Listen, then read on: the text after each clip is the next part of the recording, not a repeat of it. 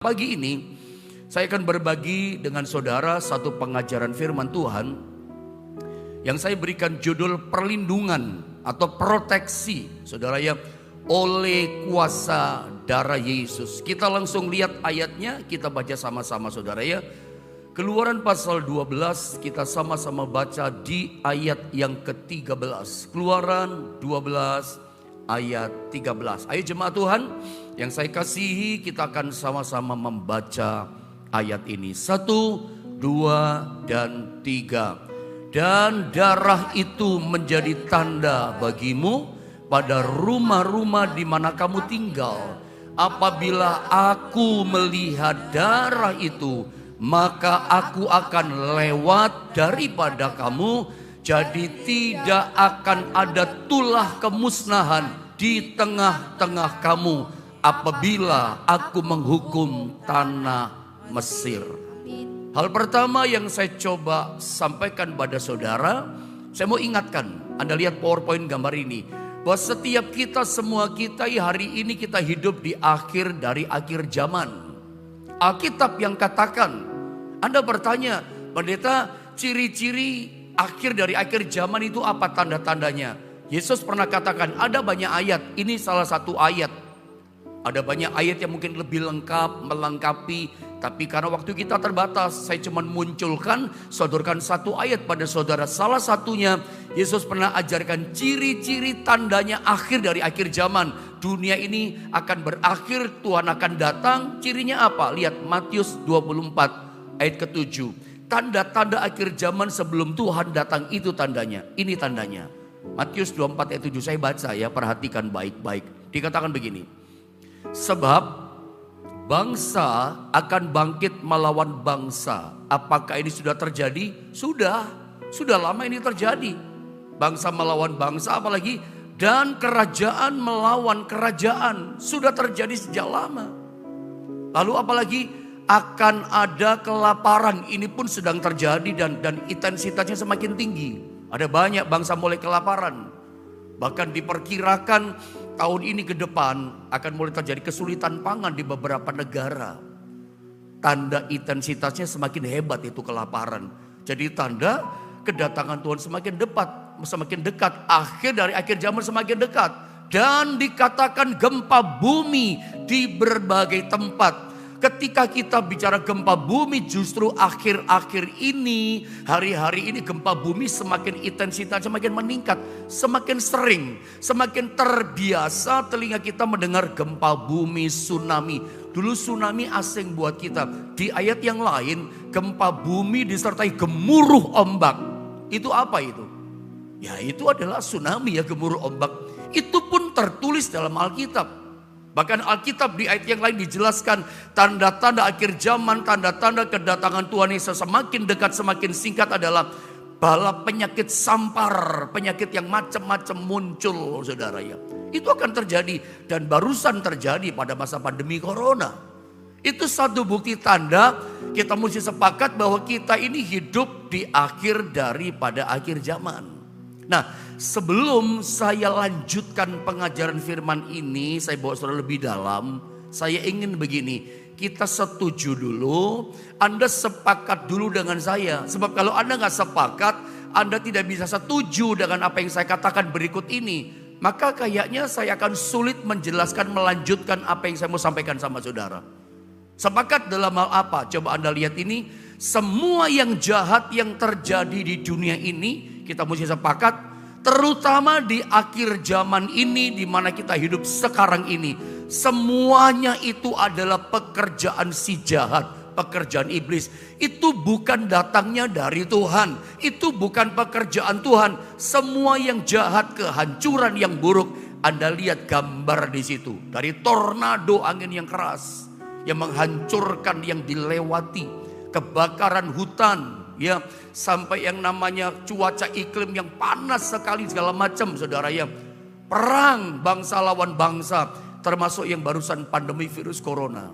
Gempa bumi yang hebat, tsunami. Percayalah itu memang Tuhan izinkan terjadi, tapi itu semuanya adalah datangnya pekerjaan itu dari pekerjaan si jahat, si iblis. Dalam hal ini Kita mesti setuju, sepakat dulu. Kalau tidak, sulit saya melanjutkannya. Semua gonjang-ganjing yang sedang terjadi melanda dunia ini, itu semua datangnya keburukan, datang dari si jahat. Dan saya mau tunjukkan sama saudara, justru si jahat itu iblis, itu semakin gencar dia melakukan kejahatan. Semakin dia bekerja, semakin jahat, semakin jahat. Kenapa? Alasannya sederhana, iblis tahu waktunya dia sudah dekat. Iblis tahu waktunya dia sudah singkat. Dalam Wahyu nanti kita baca, karena iblis tahu ada waktunya dia akan ditangkap, dimasukkan dalam jurang yang tak terduga dalamnya. Ya, dirantai di jurang yang tak terduga dalamnya. Makanya dia tahu waktunya dia tidak lama, waktunya dia singkat. Makanya dia bekerja melancarkan kejahatan. Semakin jahat dia lontarkan, semakin jahat perbuatannya. Dan itu terjadinya hari-hari ini. Ada ayatnya pendeta? Ada. Wahyu 12 ayat 12. Mari saya bacakan ayat ini. Perhatikan baik-baik. Iblis tahu waktunya singkat. Makanya dia bekerja semakin jahat, semakin jahat, semakin jahat dia bekerja. Saya baca ya. Wahyu pasal 12 di ayatnya yang ke-12. Karena itu bersukacitalah hai sorga, dan hai kamu sekalian yang diam di dalamnya. Celakalah kamu hai bumi, sorga bersukacita, tapi kebalikannya celakalah kamu hai bumi dan laut. Kenapa? Karena iblis dikatakan telah turun kepadamu, dikatakan dalam geramnya yang dahsyat, karena ia tahu bahwa waktunya sudah singkat. Iblis tahu waktunya dia bekerja melancarkan kejahatan tidak banyak. Sudah dekat waktunya buat dia, sudah singkat buat dia. Makanya dia melancarkan dalam geramnya yang dahsyat, marahnya yang hebat, bagaikan ular naga yang warnanya merah padam, kata Wahyu pasal 12 ini. Dia melancarkan kejahatan, semakin jahat perbuatannya. Sehingga tidak heran dunia di mana itu bukan tambah enak dunia ini, tapi tambah berat tantangannya. Semakin banyak kejahatan terjadi di sana sini. Itu semua datangnya dari pekerjaan iblis. Karena dia tahu waktunya dia sudah singkat. Tetapi puji Tuhan, meskipun iblis melancarkan kejahatannya semakin jahat, kita orang percaya, saya mau tunjukkan, kita punya senjata kemenangan dari Tuhan. Mengalahkan iblis, mengalahkan perbuatan jahatnya. Kita punya senjata yang dahsyat, kunci kemenangan kita yang diberikan oleh Tuhan. Apa itu? Kuasa darah Yesus. Mari kita lihat Wahyu 12 ayat 11. Saya tunjukkan, saya terangkan ayat, menerangkan ayat sama saudara. Wahyu 12 ayat 11 saja saya baca, ya, dikatakan begini. Dan dikatakan mereka itu adalah Anda dan saya. Mereka ini adalah orang-orang yang telah ditebus oleh darah Kristus, yang telah diselamatkan. Pastikan Anda sudah diselamatkan dan percayakan kuasa darah Yesus. Apa Alkitab katakan? Dan mereka mengalahkan dia, dikatakan oleh darah anak domba. Dia di sini adalah si jahat dalam konteks ayat ini. Dia di sini adalah si iblis, musuh kita, yang sedang dalam geramnya yang dahsyat melancarkan, melepaskan perbuatan-perbuatan jahatnya. Tapi puji Tuhan, Alkitab singkapkan rahasia ini kepada setiap kita, bahwa kita punya kunci kemenangan, kita punya senjata kemenangan, mengalahkan dia, mengalahkan iblis oleh darah anak domba dan seterusnya. Kita fokus bicara kuasa darah Yesus. Darah anak domba di sini adalah bicara kuasa darah Yesus. Nanti saya ajarkan sama saudara bagaimana caranya kita orang percaya, bagaimana caranya kita orang ketebusan Tuhan mengaplikasikan, menggunakan senjata yang dahsyat yang namanya kuasa darah Yesus. Menggunakannya bagaimana pendeta? Mengaplikasikan darah anak domba, darah Yesus supaya kita menang. Bagaimana cara? Nanti sebentar saya tunjukkan. Tapi saya mau katakan dulu sama saudara, di dalam ayat yang kita baca tadi, kisah tentang darah anak domba yang memberikan kemenangan. Menurut saya, darah anak domba yang memberikan kita kemenangan dari serangan si jahat, atau tulah yang jahat, musibah yang jahat. Ini sama persis menurut saya dengan kisah ketika bangsa Israel ada di tanah perbudakan di tanah Mesir. Mereka dijajah, diperbudak selama 400 tahun. Mereka menjadi bangsa yang menderita. Mereka rasa-rasanya berpikir gini, gak ngimpi deh mereka bisa keluar. Mereka rasanya gak punya harapan untuk bisa bebas. 400 tahun itu waktu yang sangat lama. Mereka gak punya power, gak punya kekuatan membebaskan dari perbudakan di tanah Mesir. Tapi saat itu muncul perintah Tuhan lewat nabinya bernama Musa. Bagaimana supaya bisa mereka merdeka, bisa lepas, bisa menang. Lewat kungkungan masalah terpenjara di tanah Mesir. Ada caranya. Caranya bagaimana? Mereka harus merayakan Paskah. Lihat gambar ini. Sebelum bangsa Israel keluar dari tanah Mesir yang adalah tanah perbudakan, Allah perintahkan mereka lewat Nabi Musa, firman Tuhan, untuk merayakan Paskah. Inilah Paskah pertama yang dirayakan umat Allah. Bukan di gereja dirayakannya, bukan di tempat yang bagus, tapi dirayakannya di tanah perbudakan. Di tanah Mesir lah Paskah pertama diadakan. Jadi kalau Anda sekolah, anak-anak muda, ada pertanyaan, kapan Paskah pertama dirayakan? Di tanah Mesir. Bagaimana cara merayakan Paskah? Seperti hari Minggu, nanti kita merayakan Paskah. Bagaimana caranya merayakan Paskah? Saya ulang, ini penting. Bagaimana cara kita orang bisa merayakan Paskah? Sama persis dengan Paskah pertama. Makan daging anak domba dan minum darahnya. Sehingga Anda gak bisa berkata, Paskah kok berjamuan kudus. Anda yang gak ngerti, Anda yang salah.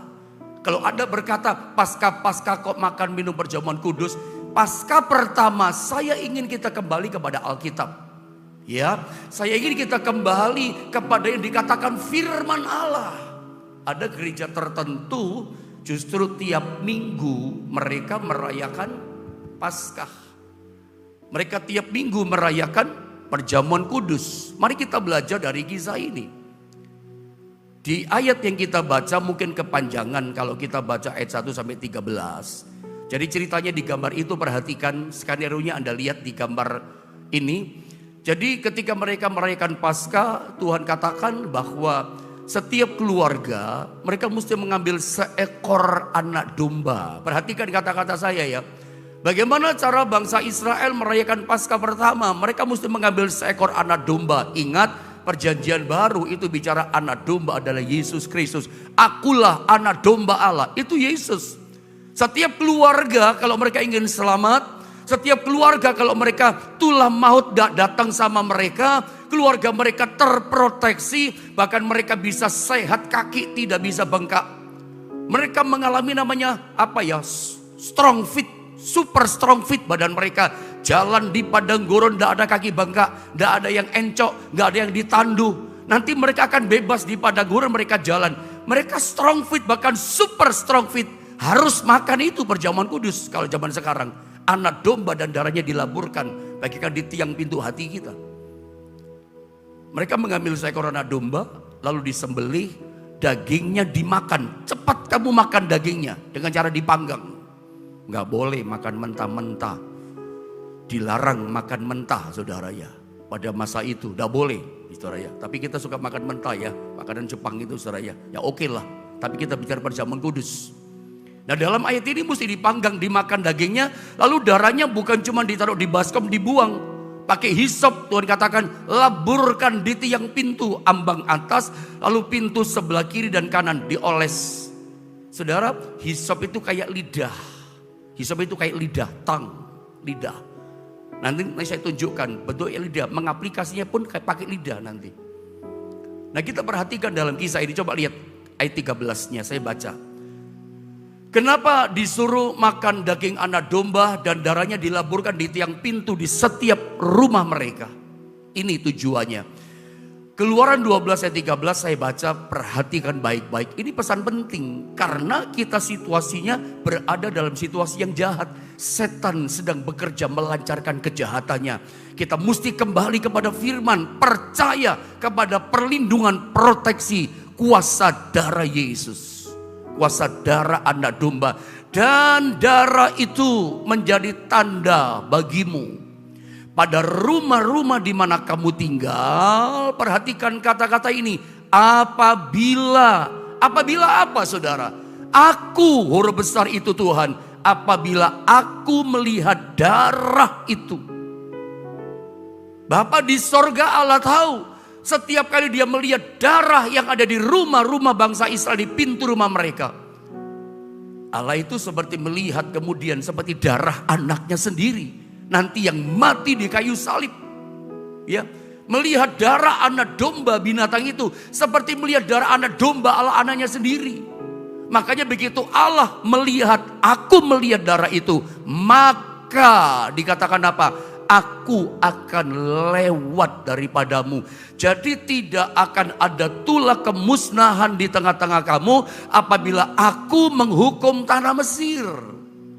Sudah perhatikan, mereka terproteksi, mereka aman, mereka selamat. Karena begitu lihat darah, itu lewat itu tulah. Tulah kemusnahan lewat. Sementara di tanah Mesir, setiap keluarga-keluarga mereka terjadi ratapan tangisan. Karena setiap anak sulung mereka mati. Anak sulung binatang mati, anak sulung keluarga-keluarga mereka mati. Mereka sedih, mereka menjerit. Terjadi duka cita nasional. Terjadi tetesan tangisan air mata di seluruh tanah Mesir. Dari mulai yang tertinggi raja sampai pejabat istana, sampai rakyat jelata. Mereka sampai udah gak kuat. Setelah peristiwa itu mereka katakan, sudah pergi saja, suruh pergi orang Israel. Kalau udah kita hancur mati binasa, kita hancur lebur. Sehingga raja katakan, sudah kalian pergi, aku bebaskan kalian. Kapan mereka bebas? Bahkan tulah kejahatan gak terjadi, bahkan mereka merdeka. Mereka menang.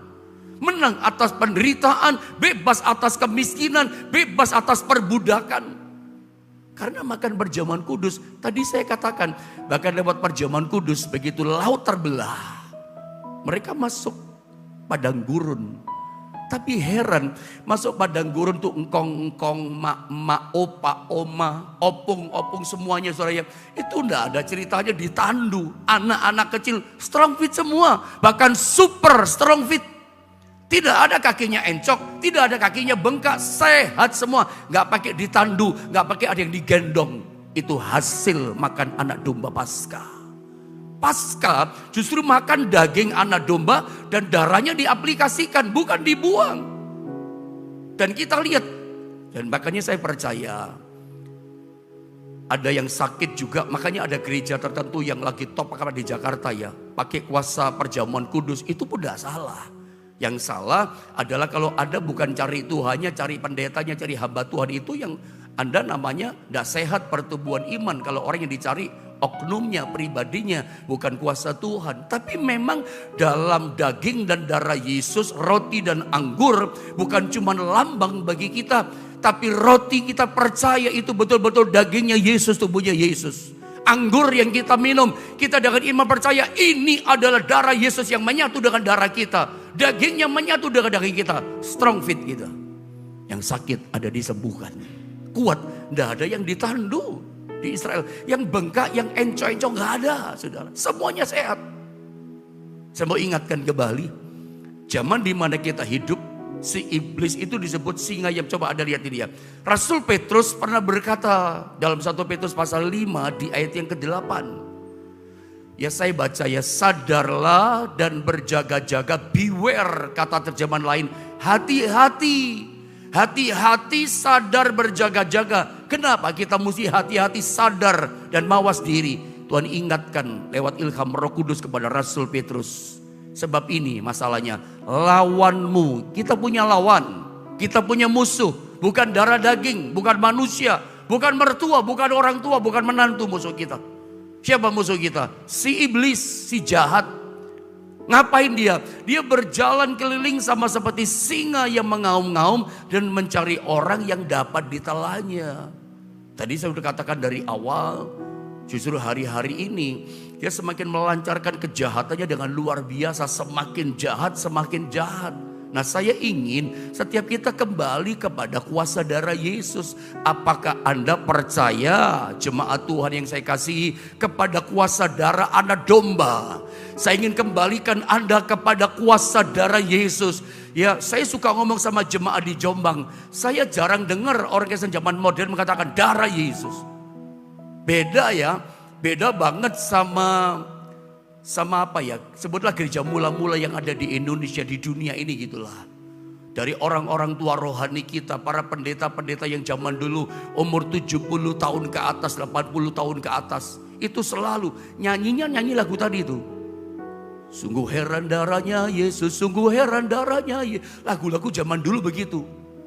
Darahnya amat kuasa sucikan, dosa dapat ditebus oleh kuasa darah Yesus. Semuanya lagu tentang darah Yesus. Saya tidak tahu apakah lagu-lagu seperti ini juga ada di gereja saudara. Atau mungkin kita karena background saya orang Pantai Kosta, saya tahu lagu itu. Saya tidak tahu saudara yang di Geming, saya pikir ada juga mungkin lagu itu ya.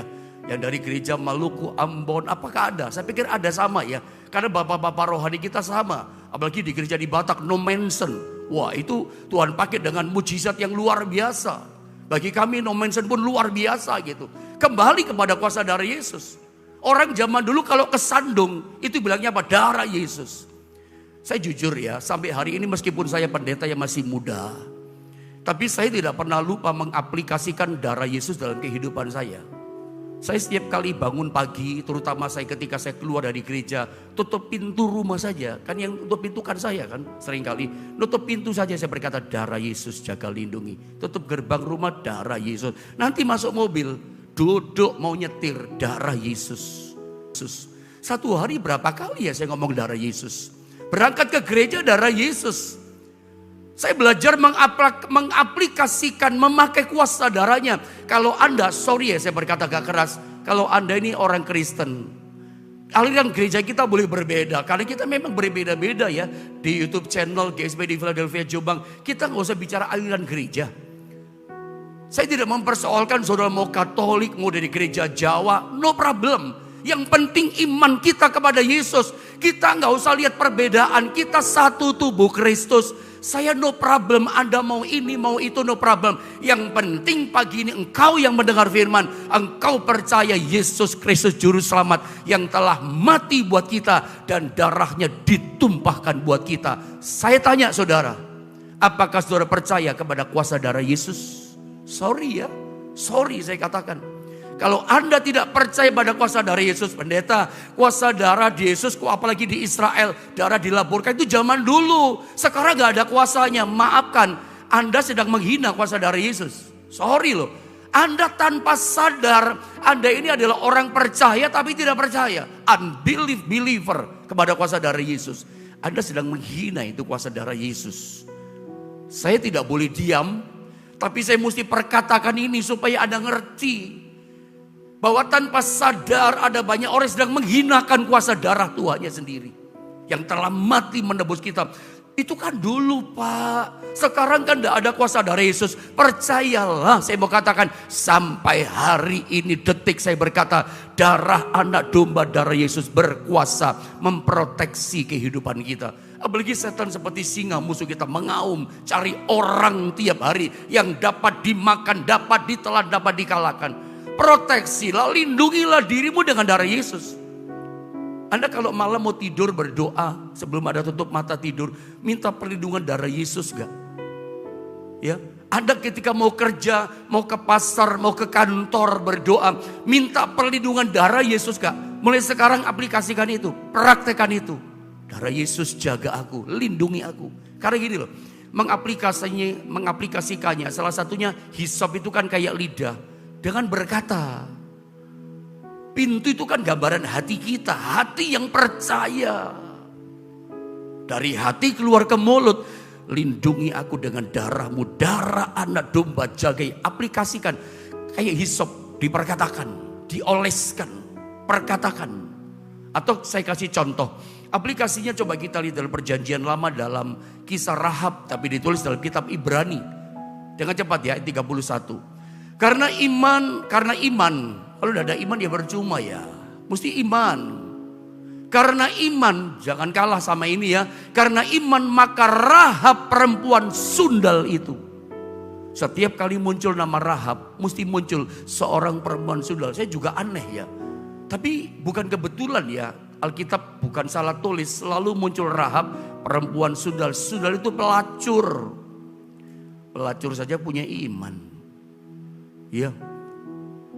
Sedang menunjukkan pada kita, kalau orang ini saja diproteksi oleh darah itu, benang kirmisi tanda darah. Ya.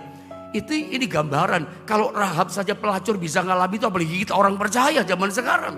Saya baca lengkap. Karena iman maka Rahab perempuan sundal itu tidak turut binasa bersama-sama dengan orang-orang durhaka di kota Yeriko. Karena ia telah menyambut pengintai-pengintai itu dengan baik. Pengintai itu yang diutus oleh Yosua 2 orang. Dia masuk, jadi ceritanya coba Anda lihat gambar ini dalam Yosua pasal 2 ayat 8 sampai 21. Yosua sebelum masuk tanah Kanaan lewat kota Yeriko. Nah, kota Yeriko kota yang kuat, bentengnya kuat. Maka Yosua mengutus 2 utusan, 2 pengintai. Ketika mengintai ketahuan sama tentara Yeriko. Ketakutan 2 orang ini.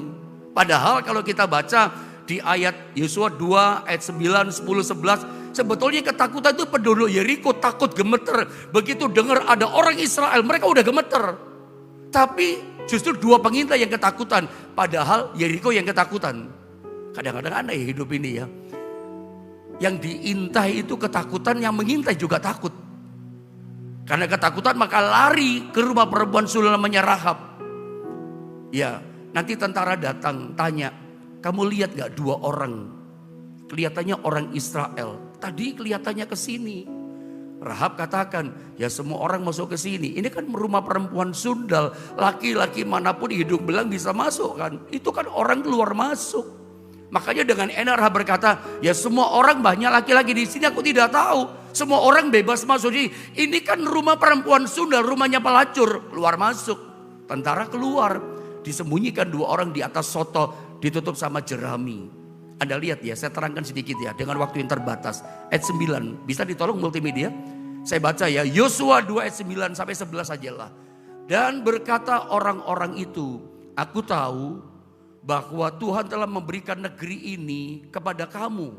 Ini kata orang-orang Yeriko, juga diwakili perkataan daripada perempuan sundal si Rahab. Ngomong sama 2 pengintai. Dan berkata kepada orang-orang itu, dua pengintai. Rahab ngomong begini, aku tahu bahwa Tuhan telah memberikan negeri ini kepada kamu. Kok bisa ngomong begitu ya?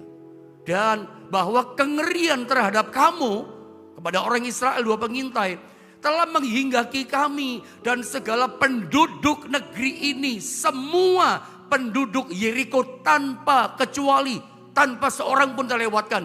Segala penduduk negeri gemetar menghadapi kamu. Yang takut mereka kok. Tapi kadang-kadang kebalik ya. Kok jadi kita yang takut? Padahal yang kita intai takut. Sekali datang, aku serang kamu, harusnya mereka lari. Tapi mereka ketakutan. Kadang-kadang aneh. Harusnya Anda bisa melihat ya. Anda orang percaya diberi kuasa oleh Tuhan. Ada kuasa darah Yesus, ada kuasa Roh Kudus dalam hidupmu.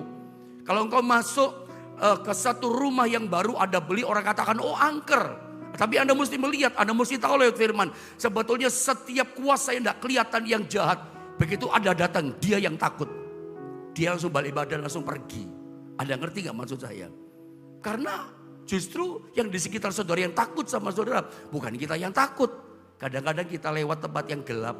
Permisi mbah, si unyil anak monyet mau lewat. Kenapa Anda permisi sama penghuni situ ya? Pakai anak monyet mau lewat, kita yang takut. Padahal Anda mesti melihat firman ini, mengerti bahwa dimanapun Anda datang, Anda lewat tempat yang gelap, semua yang tidak kelihatan penghuni di situ harusnya takut sama saudara. Anda mesti paham itu loh. Angker, semua akan takut sama saudara. Tapi masalahnya iman kita nggak ada. Kita yang takut gitu ya. Mereka malah cengengis-cengengis sama saudara. Terus ayat 10. Jadi orang Yeriko yang takut sama mereka sebetulnya. Sebab kami mendengar, kata Rahab, bahwa Tuhan telah mengeringkan air laut terberau di depan kamu. Loh, ini peristiwa kan 40 tahun yang lalu. Udah bertahun-tahun, berpuluh tahun yang lalu. Udah lama sejak mereka keluar dari tanah Mesir kan. Udah 40 tahun yang lalu. Ini sudah mau masuk tanah Kanaan, hampir 40 tahun. Masih takut juga cerita itu. Orang Yeriko dengar bahwa Tuhan telah mengeringkan air laut terberau di depan kamu. Ketika kamu berjalan keluar dari Mesir dan apa yang kamu lakukan kepada kedua raja orang Amori yang di seberang sungai Yordan itu, yakni kepada Sihon dan seterusnya. Lihat ayat 11. Ketika kami mendengar itu, perhatikan, orang Yeriko ketika mendengar itu, semuanya mendengar. Tawarlah hati kami dan jatuhlah semangat kami, patah semangatnya. Setiap orang menghadapi kamu, hai orang Israel, sebab Tuhan Allahmu ialah Allah di langit di atas dan di bumi di bawah. Dia berkuasa di sorga, dia berkuasa di bumi. Orang Yeriko saja, Rahab perempuan sudal si pelacur bisa ngomong begitu. Kami takut, Allahmu hidup, berkuasa di surga, berkuasa di bumi. Saya mau tunjukkan, ini pelacur loh bisa punya iman itu. Bagaimana dengan Anda? Mereka takut dengan kuasa Tuhan. Ada percaya gak kuasa Tuhan ada sama saudara? Makanya singkat kata, karena waktu, lihat ayat ini. Yosua 2 ayat 18-20. Sebelum dua pengintai meninggalkan Rahab, karena tempat itu akan dihancurkan oleh umat Allah. Tuhan yang berperang buat mereka. Lihat, dia minta tanda di sini. Ada 18-19 saya baca ya. Sesungguhnya apabila kami memasuki negeri ini, haruslah tali dari benang kirmisi ini kau ikatkan pada jendela tempat engkau menurunkan kami. Dan ayahmu serta ibumu, saudara-saudaramu serta seluruh kaum keluargamu kau kumpulkan di rumahmu.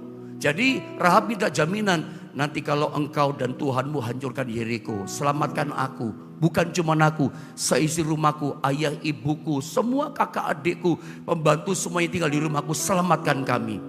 Dia berjanji, oke aku selamatkan. Tapi mesti ada tandanya. Ikat tali benang kirmisi di mana kau turunkan kami. Benang kirmisi warna apa? Warna merah. Semua bapak-bapak rohani kita, penafsir teolog mengatakan benang kirmisi gambaran kuasa darah Yesus sekarang. Tanda merah. Karena begini, setiap orang yang keluar nanti dari pintu rumahmu harus sendiri menanggung akibatnya. Tetap dalam perlindungan darah, gak boleh keluar.